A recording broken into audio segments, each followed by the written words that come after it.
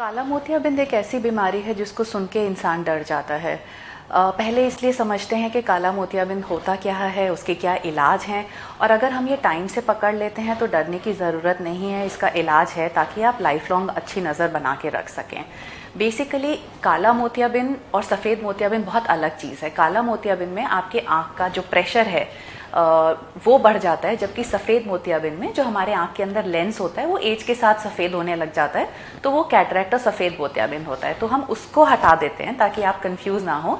और काला मोतियाबिंद अपने आई को, अपनी आँख को एक गुब्बारे की तरह अगर आप इमेजिन करें, तो गुब्बारे में अगर आप ज़्यादा पानी भर देंगे या ज़्यादा हवा भर देंगे तो वो टेंस हो जाता है। सिमिलरली जो हमारी आई बॉल है उसमें एक हिस्सा है जहाँ से आँख का पानी बनता है और एक हिस्सा है जहाँ से निकलता है, तो इसका बैलेंस बहुत ज़रूरी है। नॉर्मल प्रेशर 10 to 20 या 10 to 21, 10 से 21 तक होता है, और ये इसलिए इम्पॉर्टेंट है प्रेशर को मेंटेन करना क्योंकि पीछे जो आई बॉल है उसमें बहुत सारे नर्व फाइबर्स हैं, जो नसें हैं वो हमारी एक मेन नस बन के आँख से और दिमाग तक रोशनी ले जाती है। तो जब आँख का प्रेशर बढ़ जाता है किसी वजह से, अगर ये आँख का पानी, आंसू का पानी नहीं, जो आँख के अंदर का पानी होता है, अगर वो ज़्यादा बढ़ रहा है या ड्रेन कम हो रहा है तो प्रेशर बढ़ेगा।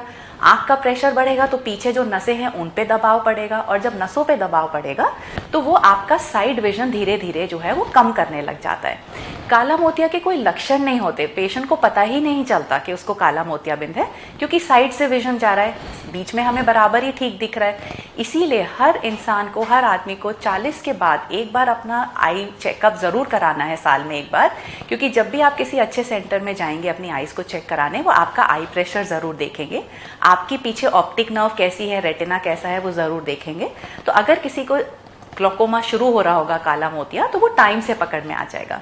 मेन प्रिवेंशन जो हमारा बचने का तरीका है ग्लोकोमा से इज अर्ली डिटेक्शन, के जल्दी हमें पता चल जाए।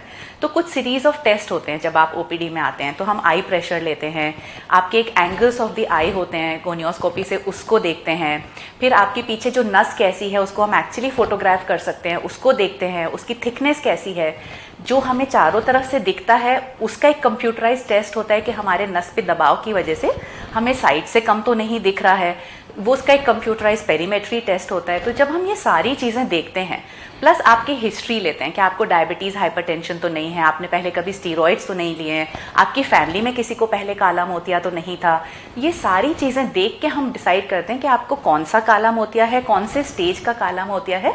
तो आपका ट्रीटमेंट होगा या तो ड्रॉप्स के फॉर्म में होगा, आई ड्रॉप्स जो रेगुलरली चलेंगी उससे आपका आई प्रेशर कम होगा, या कुछ तरह के लेज़र होते हैं आँख में उससे फ़र्क पड़ता है, या सर्जरी करनी पड़ती है। जो लोग दवा नहीं रेगुलरली डाल पाते या जिनका बहुत एडवांस ग्लोकोमा है तो फिल्टरिंग सर्जरी होती है आँख का प्रेशर कम करने के लिए।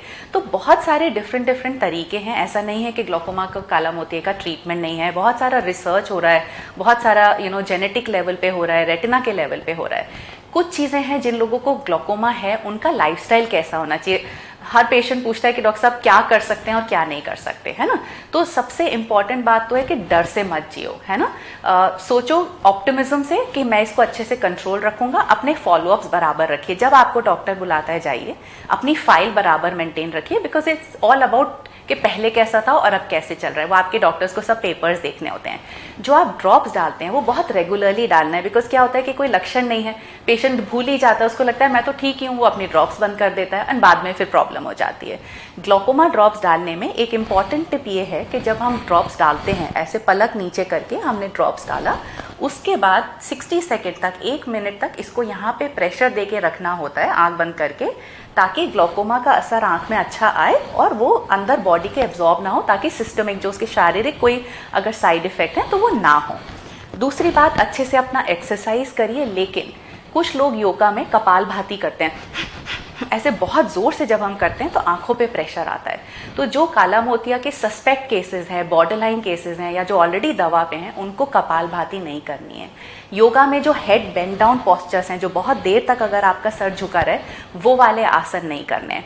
बाकी आप योगा कर सकते हैं, आलोम विलोम जैसे बहुत सहज तरीके से जो हम ब्रीदिंग करते हैं वो पूरे शरीर के लिए अच्छा होता है, तो आलोम विलोम कर सकते हैं, है ना।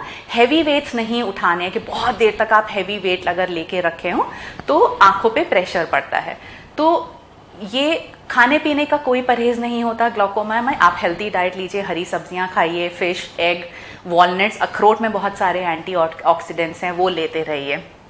एक बात आपको ध्यान रखनी कि अगर आपको काला मोतिया है तो बहुत सारा पानी एक गो में नहीं पीना है। जैसे कुछ लोग की आदत होती है कि सुबह उठते ही 2 लीटर पानी एक साथ पी लेते हैं, तो उसमें कभी कभी नस पे बॉर्डर लाइन केसेस वालों को दबाव पड़ सकता है, तो एकदम से बहुत पानी नहीं पीना है। Smoking is to be avoided, पीछे ऑप्टिक नर्व और रेटिना की प्रॉब्लम्स कर सकते हैं। जिन लोगों को काला मोतियाबिंद है, दवा चल रही है और ब्लड प्रेशर की भी दवा ले रहे हैं, उनको एक खास चीज़ का ध्यान रखना है कि उनका रात में ब्लड प्रेशर कम नहीं होना चाहिए। तो रात का बीपी भी अपना मॉनिटर करें। एंड हाइपो मतलब नॉक्टर्नल हाइपोटेंशन कहते हैं कि रात में बीपी नहीं कम होना चाहिए। और अगर हम रात की बात करें तो मुझे एक और चीज़ ध्यान आती है कि कुछ लोग जो है वो ऐसे पिलो पे हाथ रख के सोते हैं या बहुत इस तरह से सोते हैं, प्रेशर आंख के ऊपर नहीं होना चाहिए। कुछ लोगों को बहुत खर्राटे और स्नोरिंग होती है जिसको ऑब्स्ट्रक्टिव स्लीप एपनिया कहते हैं, उन लोगों को भी अपना इलाज कराना चाहिए बिकॉज उससे थोड़ा सा प्रेशर पे फर्क पड़ सकता है। तो ये याद रखें कि रेगुलर अपना ग्लूकोमा का ड्रॉप्स डालें, जैसे मैंने बताया उसको ये थोड़ा सा दबा के रखना है पंक्चुअल ऑक्लूजन ड्रॉप्स के बाद।